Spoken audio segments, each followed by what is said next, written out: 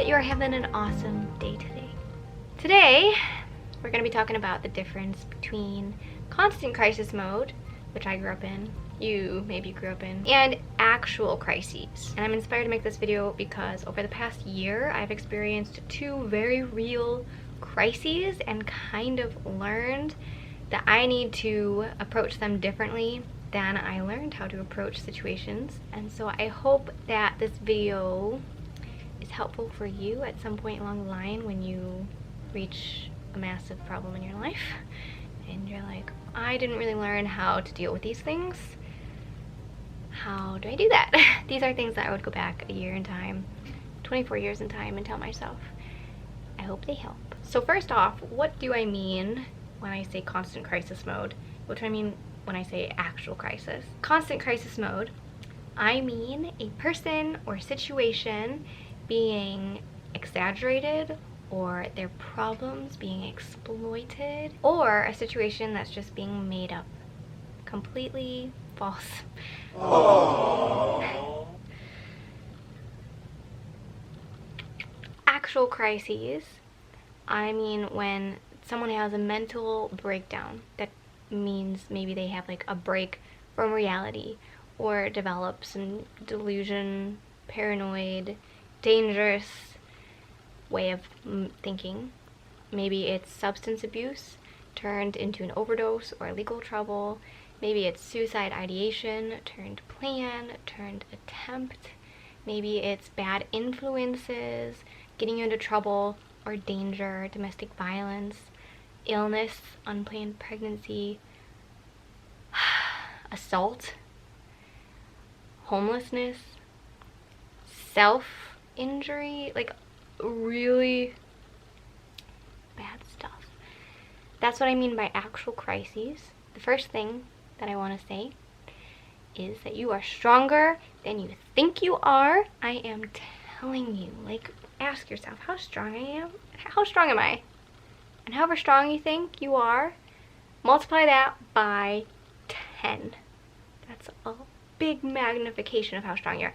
You're really strong, okay? And do not fall into a pit of despair, thinking that there's nothing to be done and it's the end of the world. In your mind, go from, this is terrible, I don't know what to do, I can't handle it, to having faith.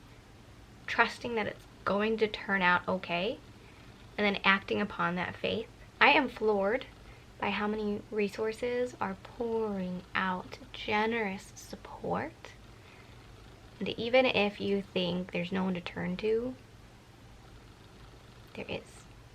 Even if they're not even in your circle.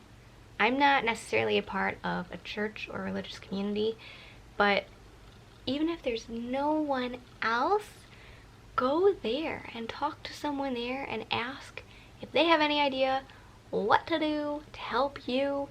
And I'm sure that the community helps people within their community and wants to help people in the world. And if you don't go to church, because that's just an experience that I've had where I've been like, wow, those communities are really helpful to the people in their community and people of the world. There are resources that help people who are in poverty. There's people who, like counselors, and just, I don't know, just turn to extended family, to friends, ask for help. Really, really, really, really. Moving into more tangible ways to deal with constant crisis mode versus actual crisis mode. How do we open up? In constant crisis mode, we learn unhealthy ways to share what's going on.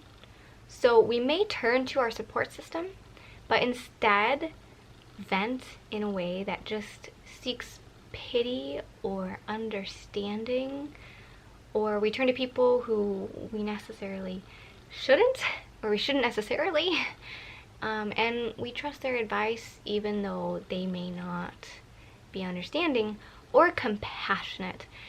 And so in actual crisis mode, first of all, open up to people who are trustworthy and perhaps not involved in a way that may be problematic, and also open up to get actual help. Be like, okay, this is happening and I'm asking you if you have any ideas, let's brainstorm together what can be done. Open up in a way that is very caring and compassionate towards the person who is in a crisis or towards the situation, and really come from a place of just hoping that it can get better, not of despair or selfishness. I say this because I had some narcissistic fleas and some feelings like no one understood, and I just wanted to share so that, and like make people understand how bad it is, and that isn't necessarily useful. Like, it is in the right time and place with the right people, perhaps, but in an actual crisis, it's really important to reach out in a way that's productive, and not selfish. Not that I don't want to validate you and stuff, but you know what I'm talking about. Tangible advice number 2 is, what is it?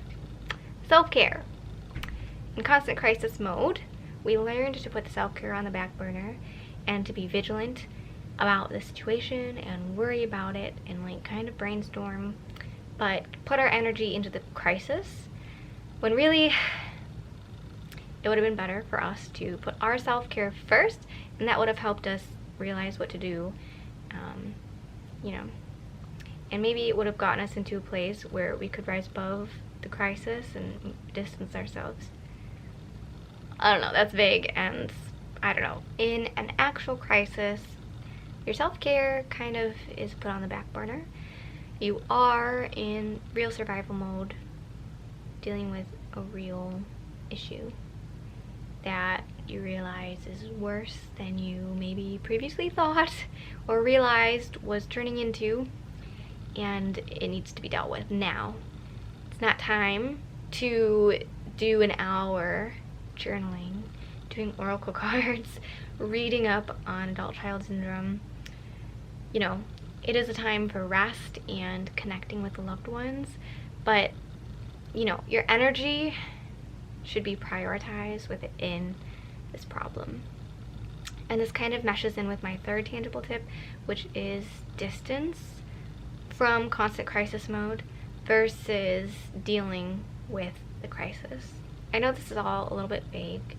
I really want you to consider how you can implement what I'm saying into your life. Take what you need, leave the rest.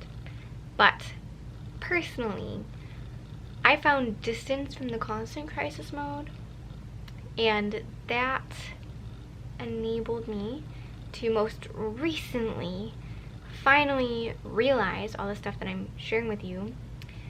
Realize that it was very important that I undistanced myself and dealt with the situation at hand.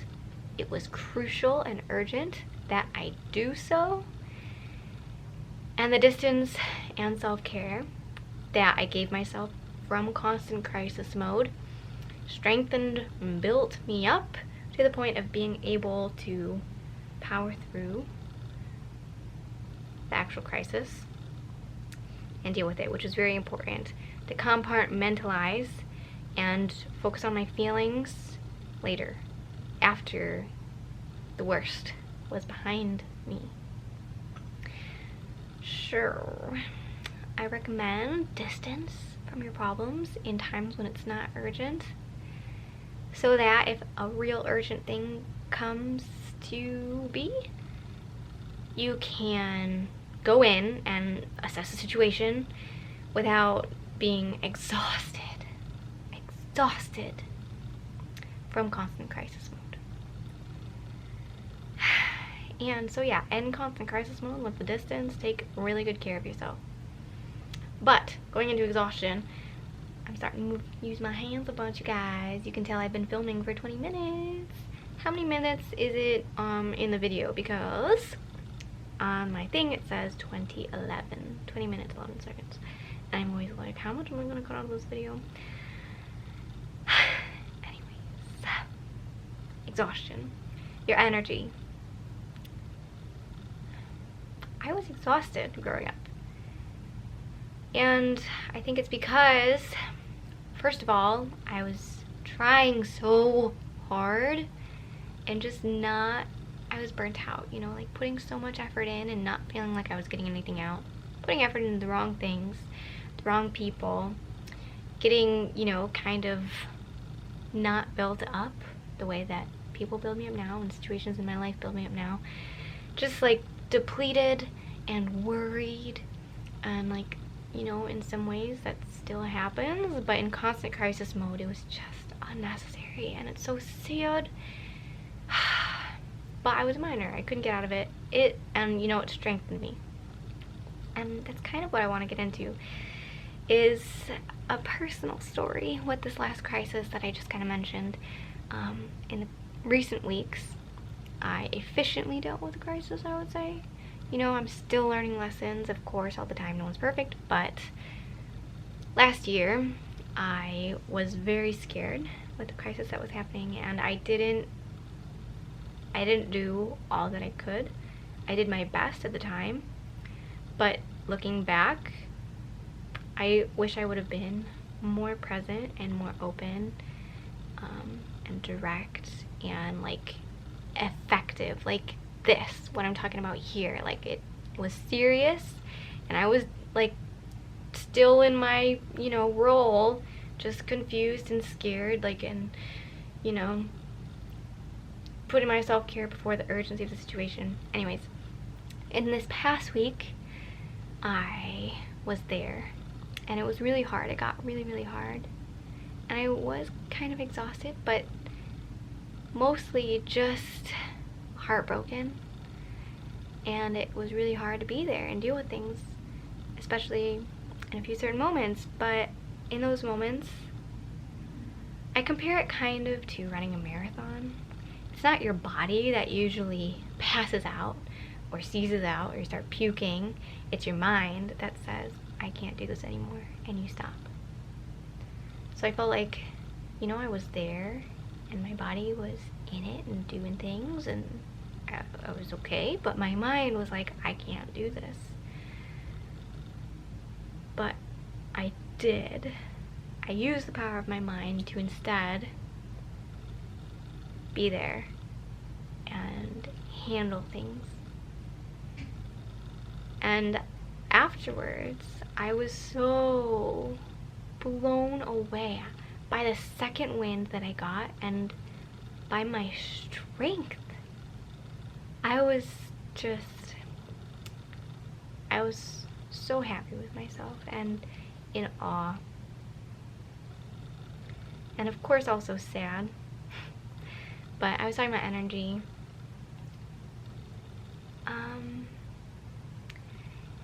It's like adrenaline rush mixed with survival mode something. Dealing with an actual crisis, just deal with it. You can rest soon, you know, and it will catch up with you. You're gonna have to rest and process and feel your feelings and journal and make sense of everything that happened and what made it happen, why things got so bad, and how you feel about it. I'm running out of time. 1 second. Hello again. But in an actual crisis, yeah, I say power through. So I am going to trust that you, with your expanding awareness, your expanding heart, and this increasingly strong soul, can discern if things that you're experiencing are the same old and you need to distance yourself to feel better, or if there's a situation and it needs to be dealt with just differently. Or if your situation is the same old and you need to be assertively, you know, like this about it. And you don't even have to take my words and advice here as fact, but just think about how different situations in your life call for different plans of action, and consider the degree of seriousness of the crises. You know, there's really bad, terrible things that have happened in the world. I worked at a psychiatric hospital, and this one child had was diagnosed on the autism spectrum, very bad, and he was kept in the basement with a bunch of dogs, and they didn't clean up after the dogs, so his feet were all scabbed because he lived in a dark basement with dogs, and in dogs' excretions, in his excretions, like terrible things happen in the world. And terrible thing, you know, it's all relative, and people handle it all in their unique way, and it's all okay. We don't have to compare, but relatively recognize in your life how bad the situation is, and learn to just start brushing away and distancing yourself from the not so serious problems, and realize that what really is hurting your soul are the serious problems. That's why you're getting mad at, like, the driver in front of you, or the light turning red as you approach it. You know, I'm thinking driving is like a big life lesson event for me every time I get in a car. Yeah, and yeah, just consider your life events a little bit differently, you know, and in a broad perspective, highly transcended, high-minded way. Who needs a little bit of Palo Santo in their life right now besides me? Okay, I think I had a couple other things to say.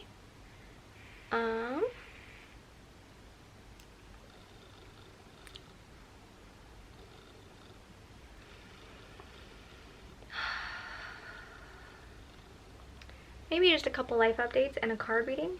What do you think about that? A card reading. I've never done a card reading for you before. Ooh, I'm so excited. I'm going to do it. Let me see. These are the cards I'm using right now. Heal Yourself. With some pretty ladies on it. These are the cards. They've each got, oh, that was a weird card to show you guys. That's what we all have in common, is our hole in the soul. Everyone has a core wound. We happen to share them. What's this one? Discover your life purpose. Is our life purpose to break the cycle? What do you think, Pharaoh? Okay, so anyways, a reason I haven't really been sharing videos is because I've been actively dealing with some tough stuff in my life, and I want to apologize, because I love coming and making videos and connecting with you guys. This is something that's going to be in my life for a long time, I think. These videos, this community, this connection, and it's just important for me to not hastily or like out of alignmently make videos just because I should, you know. I want to make videos when I have the space and the mindset to connect with you in the way that I want, you know. I think it's fair to you, fair to me. In other news, I broke up with my therapist today because I felt I had to fight to have my opinion heard with her, and that's something that I kind of wanted help with from her. Feeling that way in my life, and maybe that means that I was projecting that feeling onto her, or that she was just several steps ahead of me and pushing me a little too fast in directions that she wanted me to grow in, or that she saw was possible for me to grow in. But my intuition said it's just not the right fit and it's totally okay. So, that's some news there. Work is picking up. Oh, and finances are doing better. Ooh! Okay, I'm gonna pick this card.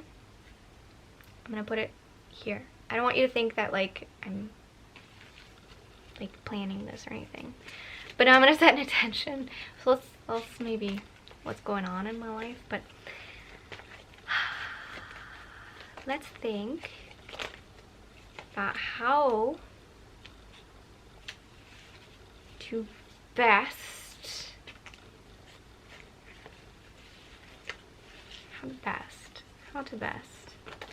how to be our best selves. What's blocking us from being our best self?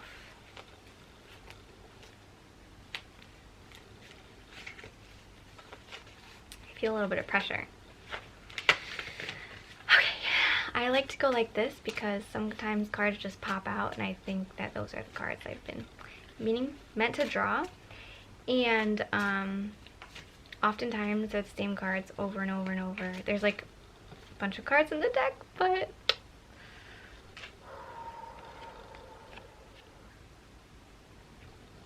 procrastination. Alright, take it all in. What do these symbols mean to you? What does procrastination mean to you? Is that stopping you from being your best self? Are you procrastinating from living life as your best self does? How do you show up when you are embodying your fully actualized best self? Do you listen and hold vibrant space for others? How do you communicate? How do you feel? What do you do? How do you feel when you do it? How do you feel after? How do you wake up? How do you go to bed? Who's around? What are you procrastinating from doing? How do you procrastinate? Okay, and what is this? What is this card? What do you think it is? What do you think it means? I'm not even gonna look, okay? I'm gonna show you as I see it, okay? Are you ready? What is it? What does it say? Help from above. Help from above. Fascinating. Help from above. Faith. So, one of my favorite mantras is I am cared for. Mostly meaning I am cared for by something bigger than just me and the people around me. I think I am cared for and held and loved and worthy in a big part of a system that is bigger than me and us. Altogether, I'm cared for. I'm cared for. Help from above. So, in releasing procrastination, allow the universe to provide to you, to care for you. Trust your intuition, your gut. Follow the things that you're doing. When you get an urge that you're doing something you shouldn't be doing, listen to it. Ask yourself why you're doing it. And do the thing that you're procrastinating from. And trust that you're being guided in the right direction. How do you like these card readings? Give this video a thumbs up if you liked it. If you're still here, I so appreciate you. I love all the people who watch the end videos. I always give you special shout outs. Comment either procrastination or help from above, whichever one resonates with you more at this moment. If you're still watching, do it. Comment right now. And I think I'm gonna get going. Also, let me know if you found this video helpful, or if you have any advice for anyone who may look in the comments and see your advice, share it, because you never know. Something you say just may change somebody's life for the better. Okay, I'm gonna get out of here. I appreciate you so much. I hope that you have a really wonderful rest of the day. And I'll talk to you soon. Peace. Remember, if you're in the middle of a crisis, things will be okay.